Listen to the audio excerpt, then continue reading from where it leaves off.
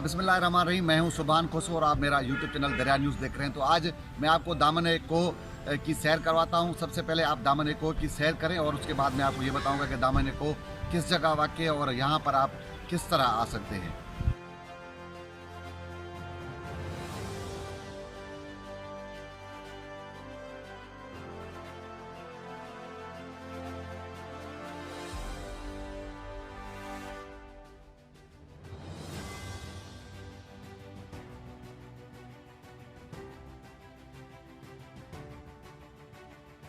आपने दामन-ए कोह के मनाज़र देखे हैं। तो दामन-ए कोह, जैसे मैंने आपको पहले बताया कि मैं आपको ये बताऊंगा कि दामन-ए कोह किस जगह वाक़ है। तो दामन-ए कोह इस्लामाबाद में वाक़ है, जहाँ पर आप अपनी फैमिली के साथ भी आ सकते हैं और दामन-ए कोह के जो खूबसूरत मनाज़र हैं वो यहाँ पर आप देख सकते हैं। लेकिन आगे चलता हूँ, उसके बाद मैं आपको ऐसी जगह पे लेके जा रहा हूँ जहाँ पर आप इस्लामाबाद के पूरे मनाज़र वहाँ से देख सकते हैं। तो अब चलते हैं आगे और मैं आपको वो मनाज़र दिखाता हूँ जहाँ से आप खड़े होकर पूरे इस्लामाबाद को देख सकते हैं।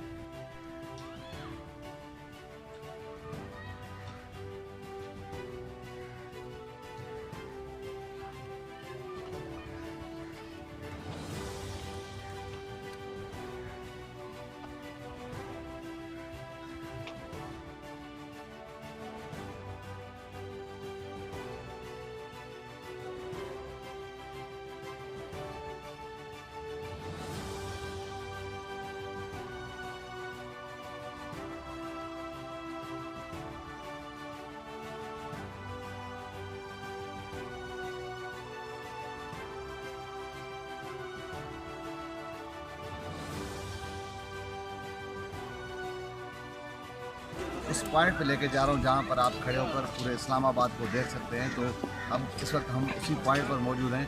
तो आइए मैं आपको इस्लामाबाद की यहाँ पर सैर करवाता हूँ।